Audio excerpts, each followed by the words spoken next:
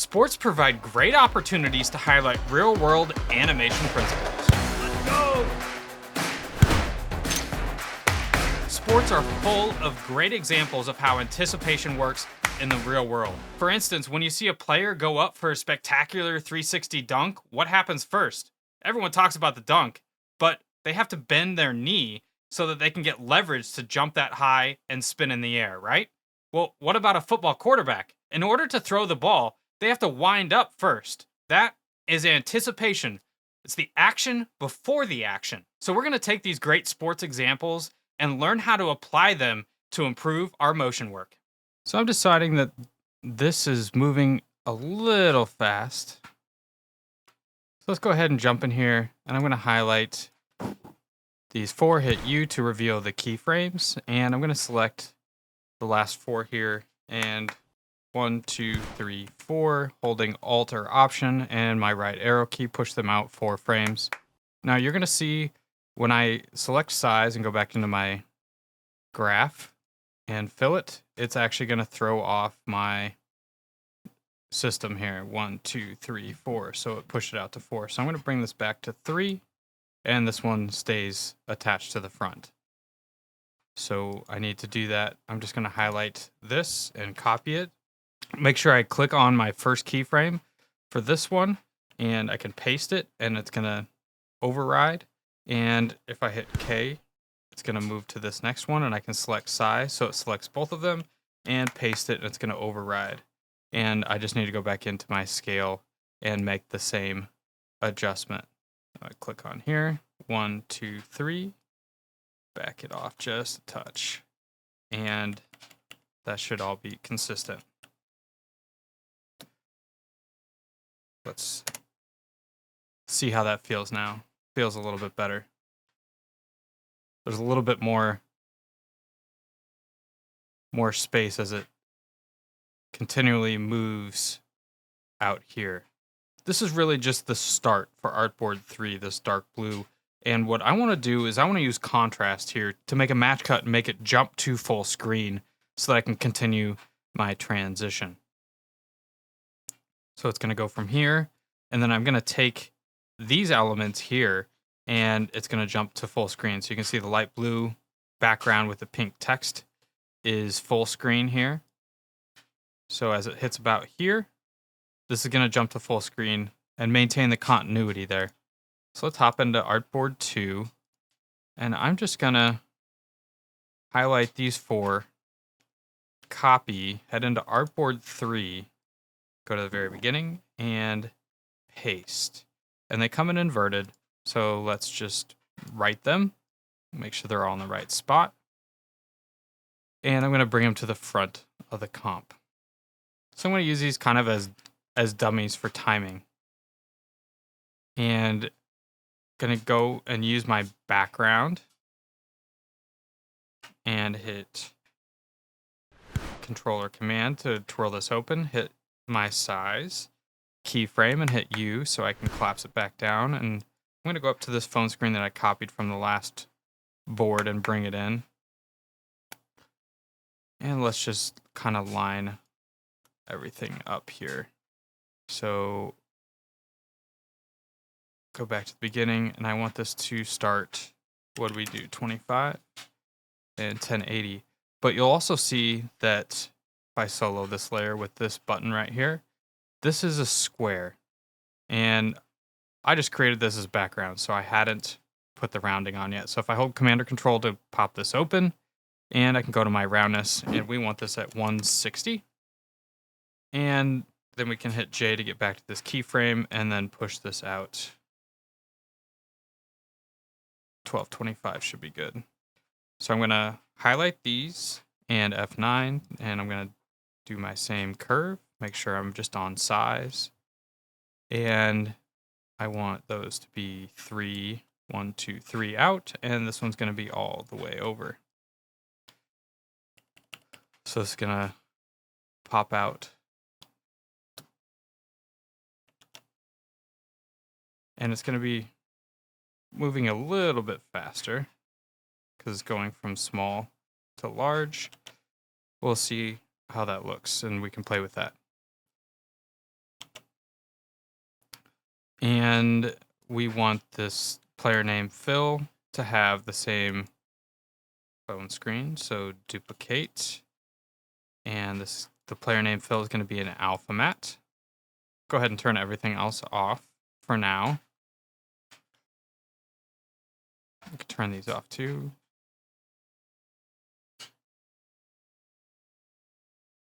All right, and we decided that we were going to offset these by 1, 2, 3 frames.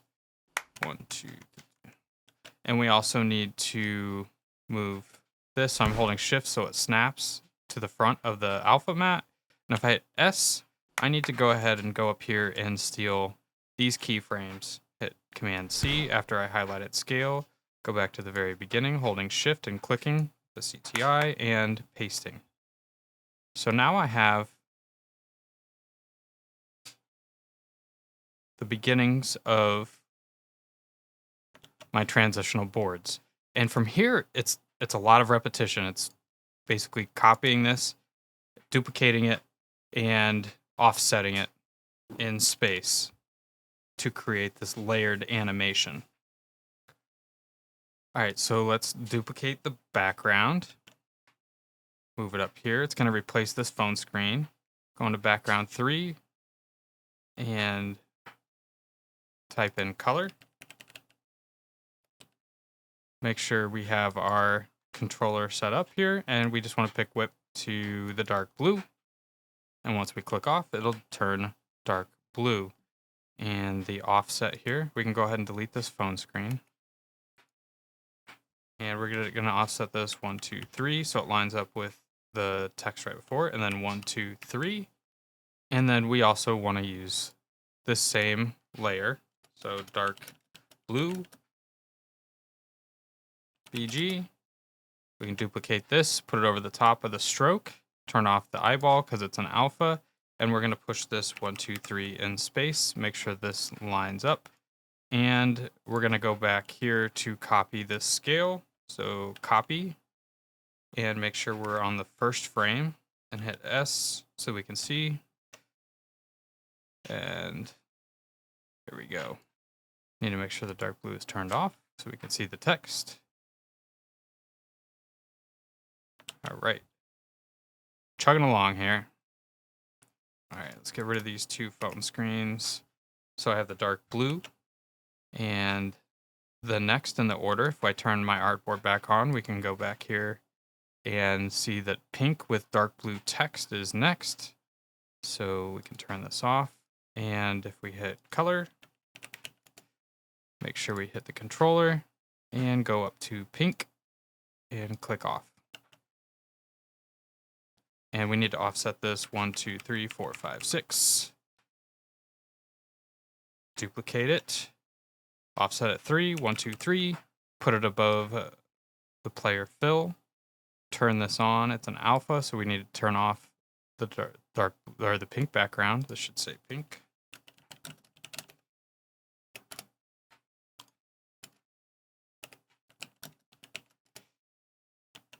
And make sure this lines up at the beginning of the alpha. Hit S. Hit S here. Copy. Paste. And I didn't paste on the front, so let's just hold shift and drag back so that it starts at the very beginning. And we are actually going to need one more, because initially when I built this out, I had the light blue for the cutout. And at the very end here, I want my color overlay for the player to turn into this background, the stats background. So I want to end on dark blue. So I'd like to get there in my transition. And in order to do that, I'm going light blue, pink, dark blue, light blue, pink, dark blue. So I need light blue background with pink stroke text, because we're alternating that as well.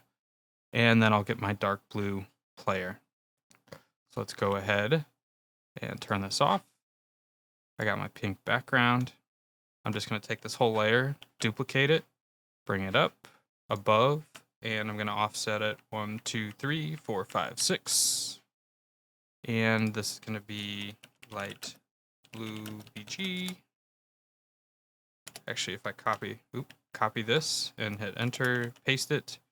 And I also want to change this out for my stroke. So remember, we're holding Alt or Option and clicking and dragging and dropping over the top. So that changes to a stroke. So if I go back to my light blue background and type in color, make sure I select my controller, go up to my effects controls and make sure that I pick whip to be blue, light blue. And the alpha matte doesn't matter. Then I need to hit E to reveal my fill, and this needs to be pink. So let's pick whip the light blue, or the dark blue, and change that to pink. Fantastic. All right, let's see where we are here.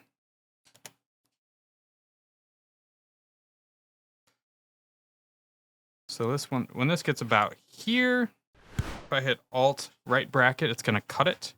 And I want this one to fill in underneath. So when I go to the next frame, I want it to be about the same. So I need to cut this one here, because remember we took and pasted elements from Artboard 2 and put them in Artboard 3, which is why it's starting a little bit later. So let's go ahead and drop this on top. So when I scroll through here, it just feels a little bit like a match cut here. And it's continuing the transition. So let's, now that we have that laid out, let's go ahead and play that back. And this will all feel better when we're making the text move as well. That's still a static element that we need to play with, right? All right, so let's hop back into Artboard 3, and I can go ahead and delete what I had from the previous board because that served me well up front, but I don't need it anymore. And I can get rid of this phone screen. I want my Parker cutout to pop on with this pink stroked text. And I want it to follow the same scale here. So I'm ending at 70. If I highlight scale, copy this, go up here and paste. And I want her to get to, if I highlight both of them, and I'm going to take her to 100. Great. I'm going to delete the matte here for a second and make sure I change her to no for now, just so I can see where she lands. Let's also go ahead and hit E to pull up the fill so that I can get that properly laid out to the right color, which is going to be the dark blue up here. And now I can see what I'm doing a little bit better. I'm going to hit P, so I'm going to move her down a little bit. And if I right click and separate dimensions, I can move her down. And I separated dimensions because I know I'm gonna need that for animating and from the transition from Artboard 3 to Artboard 4. So I just did that preemptively here. All right, so you can also see we have a little problem. And we're gonna have a little problem. Let's go ahead and duplicate this light blue background to be the matte over the top of her, alpha matte. And you can see we still have a little bit of space here if I put it up to 100%. A little bit of space here. So I have a little trick that I like to use when this happens just to help fill a small gap, and it's called reptile. Nothing happens right when you drop it on, but if I pull this up, you can see when I push down, it reveals her, but it's on repeat. So let me undo that real quick so I can get her back to where I wanted her. I'm going to expand down, let's just say a pretty good amount. Maybe let's call it 2500. And instead of repeat, what I want to do is unfold. And this is basically going to create a mirror of her. And no one's going to be able to tell that we faked that. So that's a little trick. And you can use that with backgrounds when you're creating something that just doesn't have a consistent background or doesn't go far enough. You can either unfold, repeat, you can go through. There's a bunch of different options in here. All right, so I like how this looks. And we're gonna use her again, she's going to be the stats background for my artboard for the dark blue stats background. So we need to get her to morph into a square. So let's start by hitting U just so we can see where the scale ends.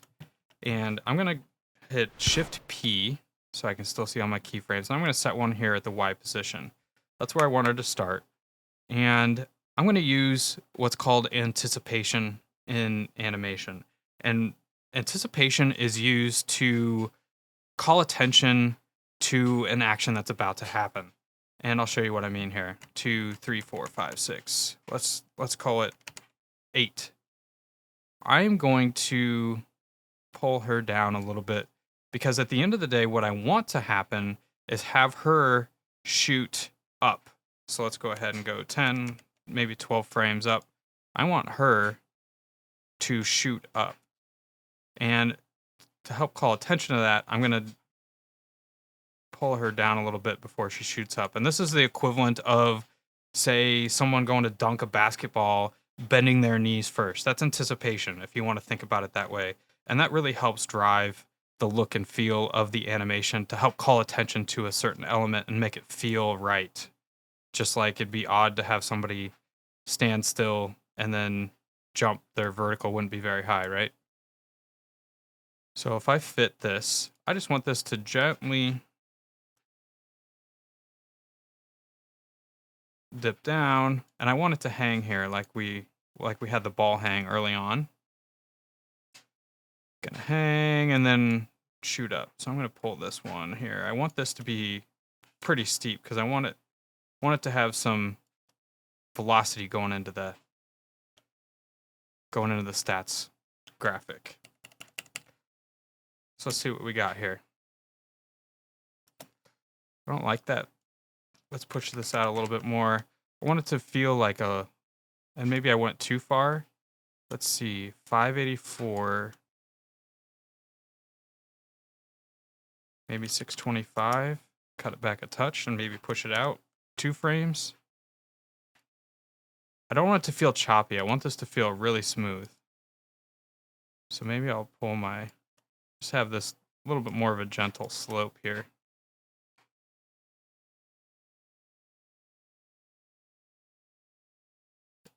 And pull this bottom handle over a little bit so it's not as steep of a curve.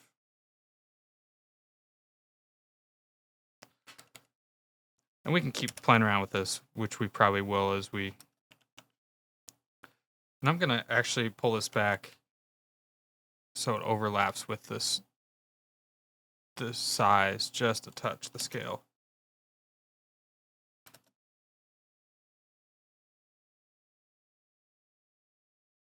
I'm gonna push these out even more.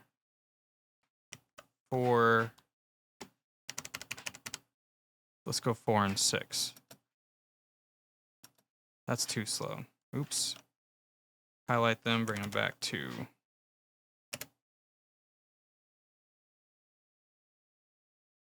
All right.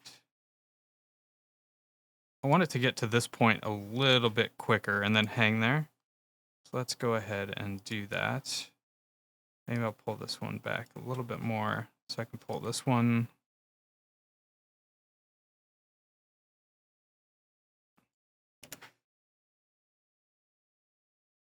Yeah, that feels a little bit better. Good enough for now, and we'll revisit if it still feels off. Perfect. Let's go check out the flow here. So she's down. Let me get up to 100%. And that's going to cut to artboard 4.